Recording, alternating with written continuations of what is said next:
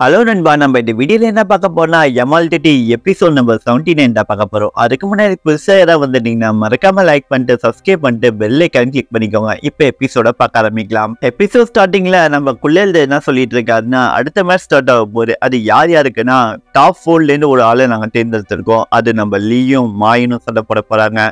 சொன்னதுக்கு அப்புறம் அந்த இடத்துக்கு நம்ம லீ உள்ள என்ட்ரி ஆகாது. ஆனா மாயின் என்ட்ரி ஆக முடியாது. ஏன்னா அவன் செமையான இன்ஜுரியில இருக்கா. இந்த இடத்துல அவனால வர முடியாத காரணத்தினால இந்த மேட்ச்ல நீங்களே ஜெயிச்சிடா நான் அனௌன்ஸ் பண்றேங்கிற மாதிரி லீ கிட்ட சொல்றாங்க. லீக்கும் நம்ம சும்மாவே வந்து ஜெயிச்சிட்டோம் பரவாயில்லங்கிற மாதிரி சொல்லிட்டு அந்த இடத்த விட்டு கிளம்பி போறாங்க. இப்போ மொத்தமா ஓவரால் பாயிண்ட வச்சு யார் யாருக்குன்னா டாப் 4ல இருக்கிறவங்கள டாப் 2 தேர்ந்தெடுத்து சண்டை போட வைக்க போறாங்க. அல்ல சண்டை போட்டு ஜெயிக்கிறவங்க தான் இந்த ஃபைனலிஸ்ட்ல, அதாவது ஃபைனல் மேட்ச்ல ஜெயிக்கிறவங்க தான் இந்த காம்படிஷனோட வின்னருங்கிற மாதிரி சொல்றாங்க.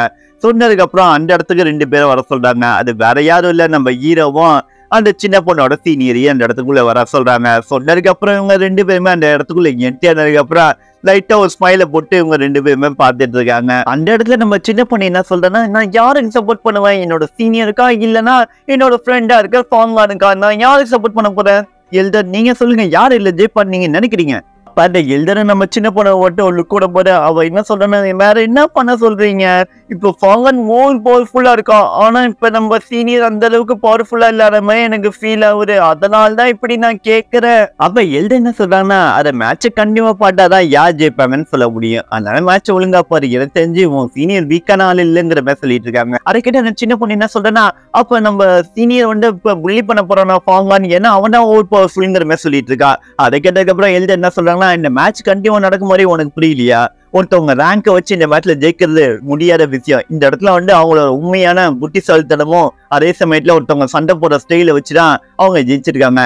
இந்த இடத்துல என்ன வேணா நடக்கலாம். அதே சமயத்துல அவங்க சீனியரும் ஜெயிக்கலாம், அதே சமயத்துல இங்க ஃபேங்கானும் ஜெயிக்கிறான். இது ரொம்ப ஃபேரான ஃபைட் தான். எனக்கு இதுல தப்பு எதுவும் தெரியல. 2 பேருமே பவர்ஃபுல் தான். ஆனா அவங்க பவரை எப்படி யூஸ் பண்ண போறாங்கன்னு பொறுத்துதான் அவங்களோட வெற்றி இருக்க போகுது. அதனால நடக்கிற எல்லாமே வேடிக்கை பட்டு கத்துக்கோ எப்படி சண்டை போடுறதுன்னு. ஆனா இருந்தாலும்ங்கிற மாதிரி இந்த சின்ன பொண்ணு இழுக்கும் போது அப்ப நம்ம எல்டர் என்ன சொல்றாங்கன்னா, ஃபேங்கானுக்கு ஒரு கட்டாயம் இருக்கு. ஏன் அப்படி சொல்றேன்னா, அந்த 10 வருஷம் அக்ரிமெண்ட் அதுக்கு அவன் ஒர்த்திங்கிறத ப்ரூவ் பண்றதுக்காக இந்த இடத்துல அவன் ஜெயிக்கணுங்கிற ஒரு கட்டாயம் இருக்கு. அதே சமயத்துல உன்னோட சீனியருக்கு நம்ம கிளானோட பெருமையை நிலைநாட்டுறதுக்காக அவ சண்டை போடுறா. இவங்க 2 பேர்ல யார் வேணாலும் ஜெயிக்கலாம். அதனால இந்த சண்டையை மட்டும் நம்ம கவனமா பார்க்கணுங்கிற மாதிரி சொல்லிட்டு இருக்காங்க.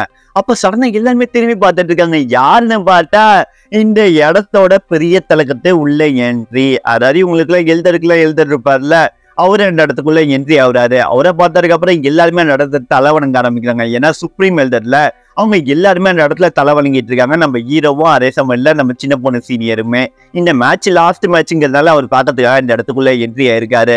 அப்ப நம்ம ஹீரோ மட்டும் இந்த சுப்ரீம் எல்டர் பார்த்துட்டு இருக்காரு. அதுக்கப்புறம் அவர் என்ன சொல்றாருன்னா, இந்த மேட்சை கண்டினியூ பண்ணுங்க, இதை சும்மா விசிட் பண்ணி எப்படி நீங்க சண்டை போறீங்கன்னு பாக்கிறதுக்காக வந்திருக்கேங்கிற மாதிரி சொல்றாங்க.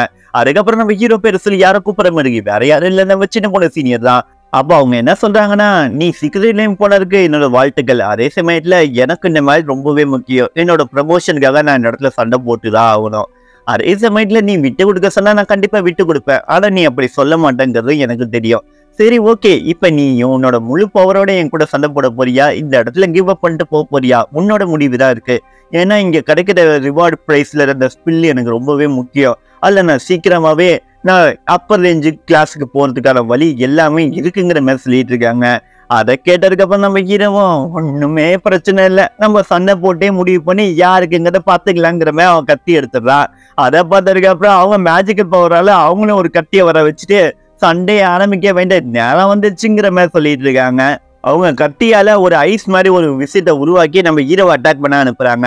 அதை பார்த்ததுக்கு அப்புறம் நம்ம ஹீரோ அதை கையாலே கரைச்சிட்டு இருக்கா. இருந்தாலுமே அந்த பவர் ரொம்பவே அதிகமா இருக்கு. அந்த செகண்ட்ல இந்த சின்ன பொண்ணு சீனியை அட்டாக் பண்ண வராங்க. அதை பார்த்ததுக்கு அப்புறம் நம்ம ஹீரோவும் சேர்ந்து அட்டாக் பண்றான். இவங்களுக்குள்ளேயும் பேட்டில் ஸ்டார்ட் ஆனதுக்கு அப்புறம் இவங்க 2 பேருமே கடுமையான சண்டை போட்டுட்டு இருக்காங்க. 2 பேருமே அட்டாக் பண்ண ட்ரை பண்ணிட்டு இருக்காங்க. 2 பேருமே ஈஸியாவே டேக்கிளும் பண்றாங்க. இவங்க 2 பேர் சண்டை போட பார்க்க நல்லதா இருக்கு. அப்ப இந்த சின்ன பொண்ணு சீனியரை வந்து அவங்களோட டிராகனை வெளில வர வச்சு, இந்த ஐஸ் டிராகன் உன்னால என்னைக்குமே தப்பிக்க முடியாது ஃபாங்கான், என்னை யூஸ் பண்ண வச்சுட்ட. அதை கேட்டதுக்கு அப்புறம் நம்ம ஹீரோவோ ஜாயின் கையை வச்சு அதை தடுக்கலான்னு பாக்குறான். அப்ப ஒரு ஐஸ் அட்டாக் மாதிரி வந்து அட்டாக் பண்ண பாக்குறது. அப்ப நம்ம ஹீரோவோட ஜாயின் கை வந்து தடுத்தது. அப்ப கண்ணு மிக்க நேரத்துல ஒரு பிளாக்ஸ் மாதிரி அடிக்குது. அந்த இடத்துல நம்ம ஹீரோ ஜாயின் கை மறைஞ்சு போயிடுது. அதே சமயத்துல இந்த சின்ன பொண்ணு சீன் என்ன பண்றாங்கன்னா, நம்ம ஹீரோவை சுத்தி நிறைய ஐஸ் கட்டியால உரிய வைக்கிறாங்க. அந்த இடத்துல ஸ்னோவே பெய்யுதுன்னா பாத்துக்கோங்க. அந்த அளவுக்கு இந்த சின்ன பொண்ணு சீனே வந்து அவங்க பவரை யூஸ் பண்ணிருக்காங்க. அப்ப நம்ம ஹீரோயின் இருக்கால, இதான் எனக்கு சரியான சமயம். இப்ப ஃபாங்கானும் பிஸியா இருக்கான், டிராகனும் வெளில வரதுக்கு வாய்ப்பு இல்லை. ஏன்னா சுப்ரீமல் தான் இந்த இடத்துல இருக்காங்க. இந்த சமயத்தை நான் யூஸ் பண்ணி நம்ம ஹீரோ கிட்ட தான் டிராகன் பிக்சர் இருக்குங்கிற விஷயத்த நான் லீக் அவுட் பண்ணலாம். அதாவது டீமன் கிளானுக்கு. இது ஒரு நல்ல சமயம் தான். இதை நான் யூஸ் பண்ணிக்கணும். ஆனா இல்ல, நான் தோத்து போயிட்டேன்னா, இந்த மெசேஜ் சென்ட் பண்ண முடியாம போச்சுன்னா ஃபாங்கன் கண்டிப்பா என்ன கொன்னுடுவான். இருந்தாலும் பாத்துக்கலாங்கிற மாதிரி சொல்லிட்டு வால்போசாவோ மோதி பார்த்துடலாங்கிற மாதிரி சொல்லிட்டு இந்த ஹீரோயின் அந்த இடத்த விட்டு கிளம்புறாங்க. நம்ம பிள்ளைகள் எல்லாம் பார்த்து இந்த சண்டையில இந்த சின்ன பொண்ணு சீனியர் தான் ஜெயிக்க வாய்ப்பு இருக்கு, இல்லைன்னா அவனா வெளில வர முடியாதுன்னு நினைச்சிட்டு இருக்கா. அப்ப ஃபிராங்குயினோட தங்கச்சி, ஐயா இப்படி தோக்க போறியட ஃபாங்கன், இனிமே உன்னால எதுவுமே பண்ண முடியாது. அக்காவை நினைச்சதான் எனக்கு வருத்தமா இருக்கு. ஏன்னா உன் மேல அவ்வளவு நம்பிக்கை வச்சிருந்தாலே நீ, ஆனா இந்த இடத்துல தோக்க போறங்கிற மாதிரி சொல்லிட்டு இருக்காங்க. மோட்டு அதுக்கப்புறம் நம்ம சின்ன பொண்ணு எல்லாருமே அதை பார்த்துட்டு இருக்கு. அதே சமயத்துல நம்ம ஹீரோயின் எங்க இருக்காங்கன்னு பார்த்துட்டு இருக்காங்க. அந்த இடத்த விட்டு இந்த ஹீரோயின் பொண்ணு வேகமா ஓடி போய் தூரமா போயிட்டு இருக்கா. ஏன் அப்படி போயிட்டு இருக்கான்னா, அந்த மெசேஜ் சென்ட் பண்றதுக்காக இவ்வளவு வேகமா ஒரு இடத்துக்கு வந்திருக்கா.